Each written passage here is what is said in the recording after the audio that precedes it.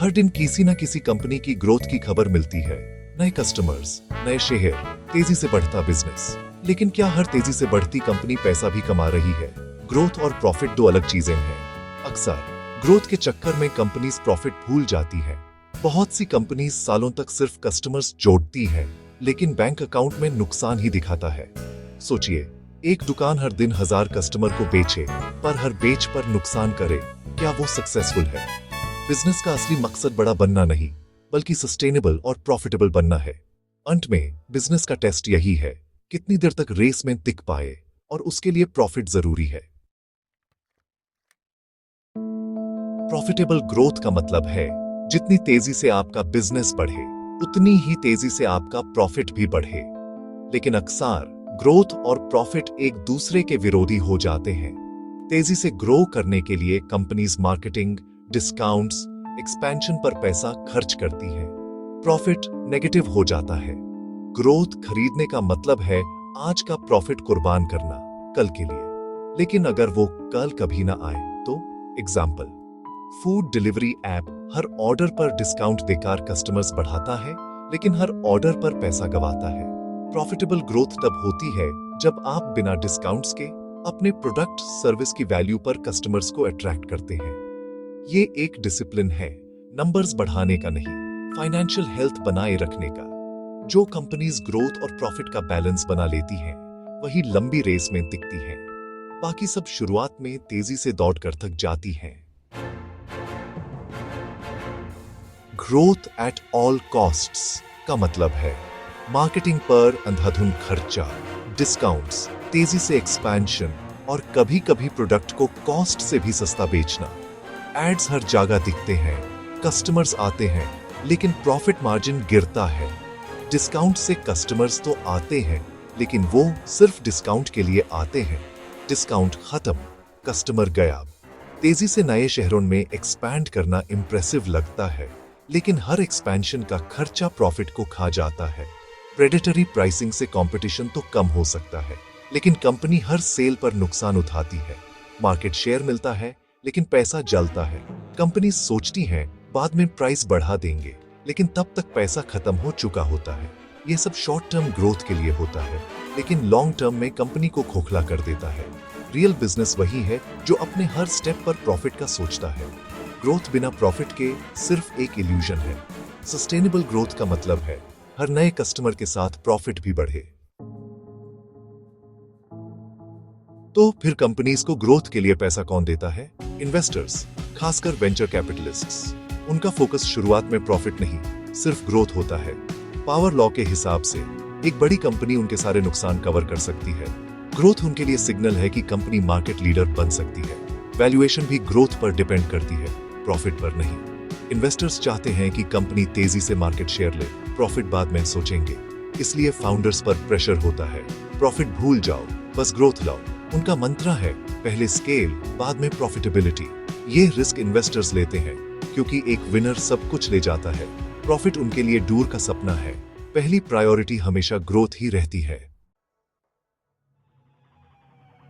छोटी कंपनी में सब कुछ सिंपल होता है, लेकिन जैसे जैसे बिजनेस बड़ा होता है, कॉम्प्लेक्सिटी बढ़ जाती है।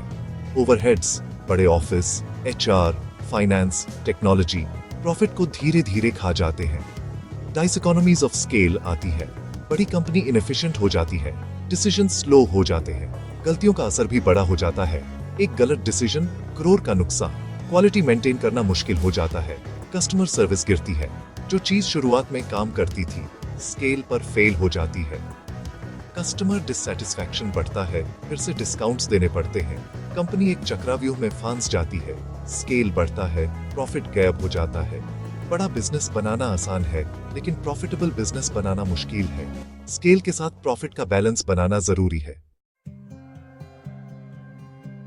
ग्रोथ एक नशा बन जाता है। Media attention, awards, validation. Founder की वैल्यू ग्रोथ से जुड़ जाती है और प्रेशर बढ़ता है।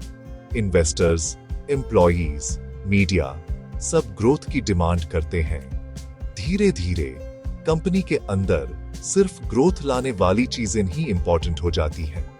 कॉस्ट कटिंग या एफिशिएंसी बोरिंग लगती है, छोटी प्रॉब्लम्स इग्नोर होती हैं। कंपनी अंदर से खोखली हो जाती है, सिर्फ इमेज बची रहती है। फाउंडर को लगता है ग्रोथ रुकी तो सब कुछ खत्म हो जाएगा। इस साइकोलॉजिकल ट्रैप से निकलना मुश्किल है, लेकिन जरूरी है। धीरे चलना भी ठीक है, अगर सही दिशा में चल रहे हैं। ग्रोथ फंडिंग के दुम पर चलती है, लेकिन जब फंडिंग रुकती है, असलियत सामने आती है। कंपनी के पास सैलरी देने तक के पैसे नहीं बचते। फाउंडर को समझ आता है कि उन्होंने कभी रियल बिजनेस बनाया ही नहीं। Running out of runway, cash खत्म, सिर्फ कुछ महीने बचे। पैनिक में मार्केटिंग बजट काटना, डिस्काउंट्स बैंड, लेऑफ्स शुरू। फोकस ग्रोथ से सर्वाइवल पर आ जाता है। लॉयल कस्टमर्स नहीं बनते, डिस्काउंट खत्म तो कस्टमर भी गया। फंडिंग एक स्टेरॉइड है, टेम्पररी ताकत देती है, असली ताकत प्रॉफिट में है। जो बिजनेस अपने पैरों पर खड़ा नहीं हो सकता, वो ज्यादा देर नहीं टिक सकता। ग्रोथ बुरी नहीं, लेकिन सक्सेसफुल कंपनीज प्रॉफिटेबल ग्रोथ पर फोकस करती हैं। ये कंपनीज ग्लैमर से दूर, डिसिप्लिन और कस्टमर फोकस के साथ काम करती हैं। कॉकरोच स्टार्टअप्स जो हर सिचुएशन में जिंदा रहते हैं, शुरू से ही रिसोर्सेज का ध्यान रखते हैं। निश मार्केट, स्पेसिफिक प्रॉब्लम सॉल्व करते हैं, लॉयल कस्टमर बेस बनाते हैं, प्रोडक्ट की वैल्यू पर पैसा मिलता है, डिस्काउंट्स की जरूरत नहीं। कल्चर में फ्रुगैलिटी, हर खर्चे का हिसाब। बूटस्ट्रैप्ड या कम फंडिंग, अपने पेस पर ग्रो करते हैं। कंट्रोल फाउंडर के हाथ में, लॉन्ग टर्म सोच सकते हैं। जोहो, जीरोधा, बेसकैम्प जैसे एग्जाम्पल्स बिना वीसी फंडिंग के भी बड़ी प्रॉफिटेबल कंपनीज। सक्सेस का मतलब यहां ग्रोथ नहीं, कस्टमर सेटिस्फैक्शन और फाइनेंशियल स्टेबिलिटी है। ग्रोथ अटेंशन दिलाती है, लेकिन सिर्फ प्रॉफिट ही बिजनेस को मजबूत बनाता है। ग्रोथ किराए के मकान की तरह है, प्रॉफिट अपने घर की नींव। असली सफलता अक्सर शांत होती है, शोर नहीं मचाती। बैलेंस जरूरी है, ग्रोथ भी, प्रॉफिट भी। हर डिसीजन पर सोचिए, क्या ये हमें प्रॉफिट के करीब ले जा रहा है? यूनिट इकोनॉमिक्स पर ध्यान दीजिए, हर ट्रांजैक्शन पर पैसा कमा रहे हैं या नहीं?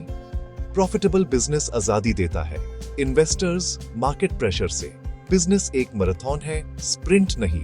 तेजी से दौड़ने वाले जल्दी थक जाते हैं। अगली बार किसी की ग्रोथ स्टोरी सुने तो पूछिएगा, प्रॉफिट भी है या सिर्फ शोर?